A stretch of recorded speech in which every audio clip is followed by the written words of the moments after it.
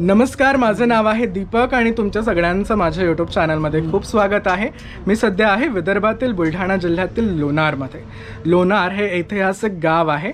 ऐतिहासिक याच्यासाठीही की इथे लोणार सरोवर आहे, ऐतिहासिक मंदिर आहे आणि त्याचबरोबर इथले पारंपरिक जे व्यवसाय आहे ना, तर त्यामध्ये एक तर येतो बिबे असतात ना, बिब्याचे झाडं असतात आणि त्यातनं बिबे काढले जातात, गोडंबी काढले जातात. तो एक व्यवसाय, तो इथला पारंपरिक व्यवसाय आहे. एक व्यवसाय अजून एक हाही होतं की ना साबण बनायचं आहे. तर या लोणारमध्ये साबणपुरा म्हणून सुद्धा एक एरिया आहे. तर इथे बिबे कसे फोडले जातात, त्यातनं गोडंबी कशी निघते हे मी तुम्हाला दाखवतो. हा संपूर्ण व्हिडिओ पहा, लाईक, कमेंट, शेअर आणि सबस्क्राईब करायला विसरू नका. तुम्हाला माहिती आहे तर बिब्यातून ना अशा गोडंब्या काढतात, हे बघा. आणि या गोडंब्या अशा हाताने फोडून काढतात. आई मला, माझ्या वडिलांनी आई लोणार आय थिंक बिबीच्या जवळ ते तिकडे राहायचे, तर ते सांगायचे की त्यांच्याकडेही असे बिबे फोडले जायचे. हे असं हात कव्हर करतात कारण त्यातून तेल निघतं आणि ते चांगलं नसतं, त्याने हा स्किन खराब होते. हे बघा. मग तुम्ही किती बिबे फोडता असे दिवसभराचे? 3 पावशेर किलोभर.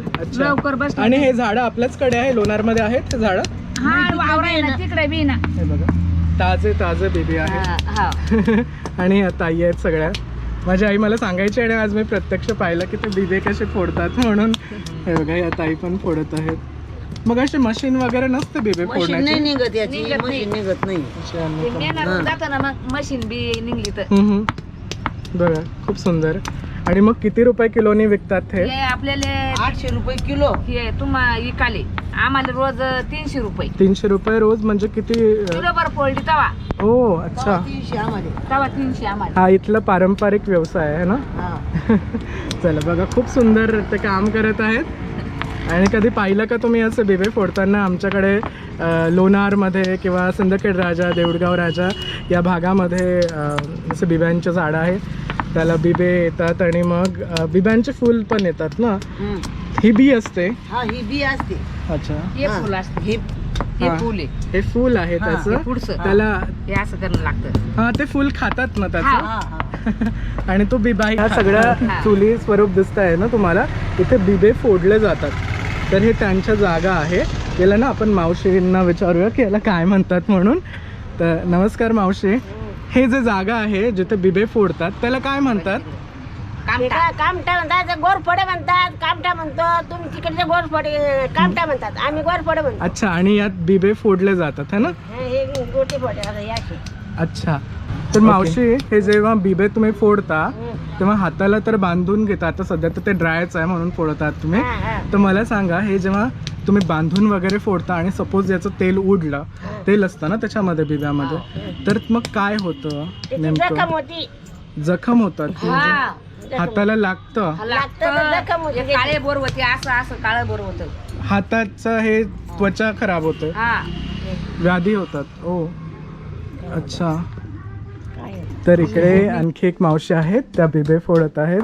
तर ते मी तुम्हाला दाखवतो. हे बघा, हे असे फोडले जातात बिबे. बिबे म्हणजे काय, तर बिब्याचं जे फूल असतं ना, तर ते आमच्याकडे ते फोडलं जातं, त्यातनं बिबे काढले जातात आणि हे असं हाताला ते बांधून सगळ्या काळजीपूर्वक ते फोडले जातात. आणि हे असं त्यात हे बिब्याच्या बिया, याला गोडंबी म्हणतात है ना मावशी?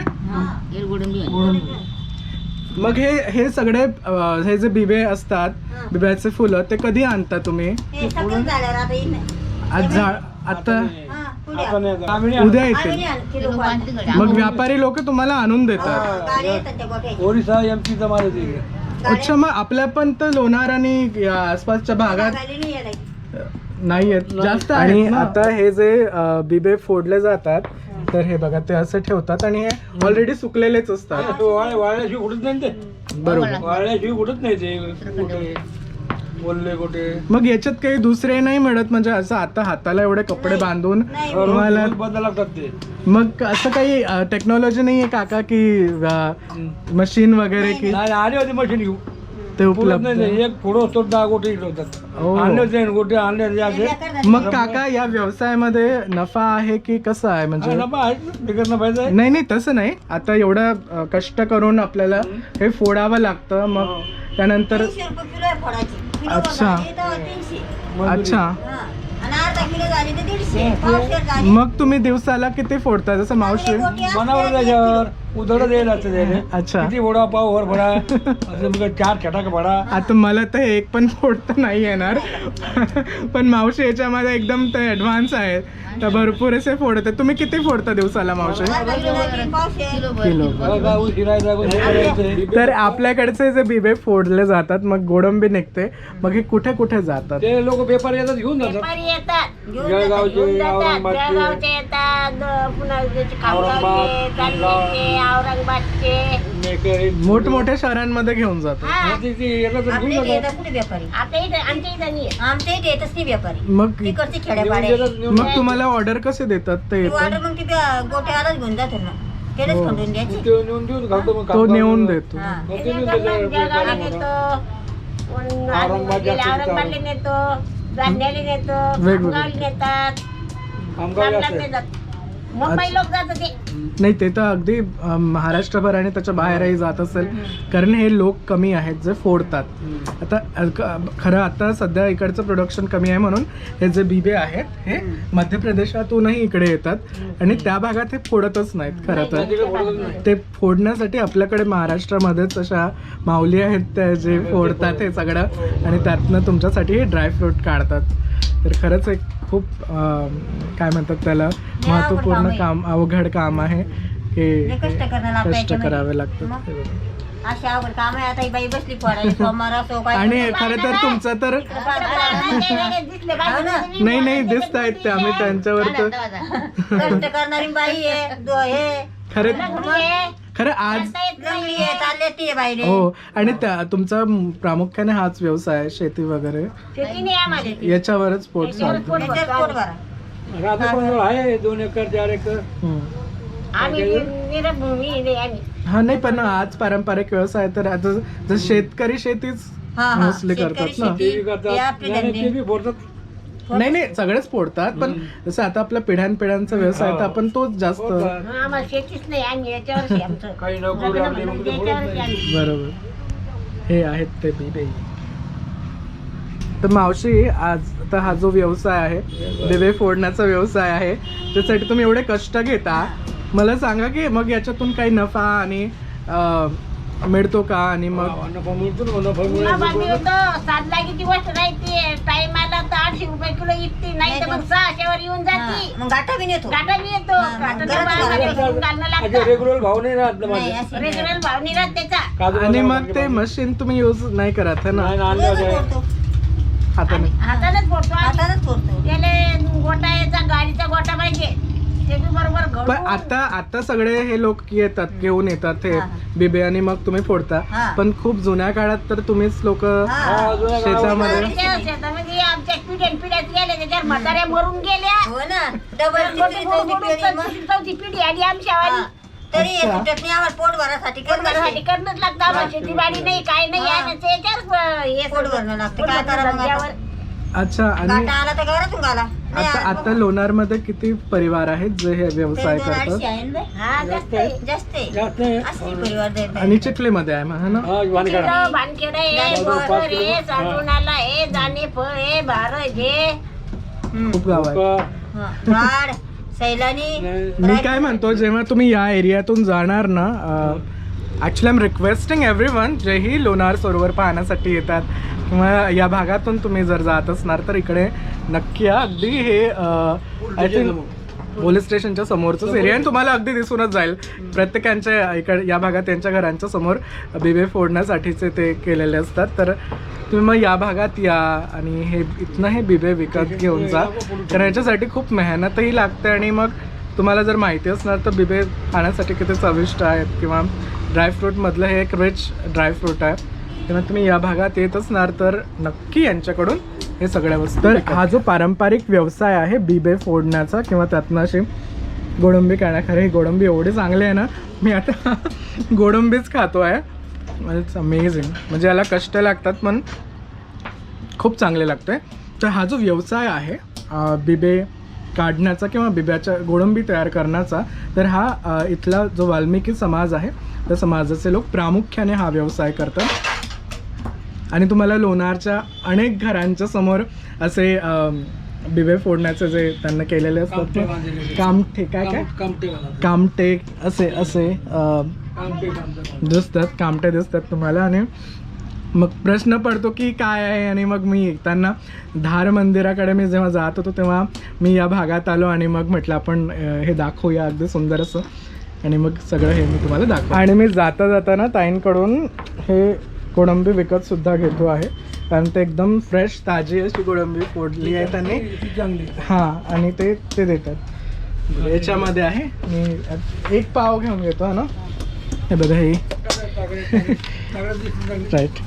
कुठे याच्यात टाकू? अच्छा, हे बघा हे मी घेतो चांगली मस्तपैकी.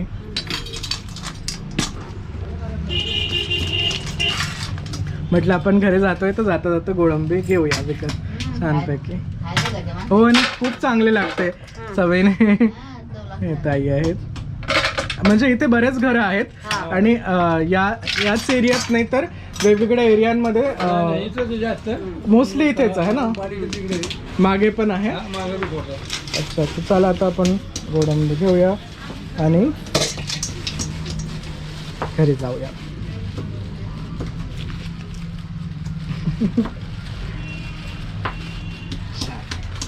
Thank you very much.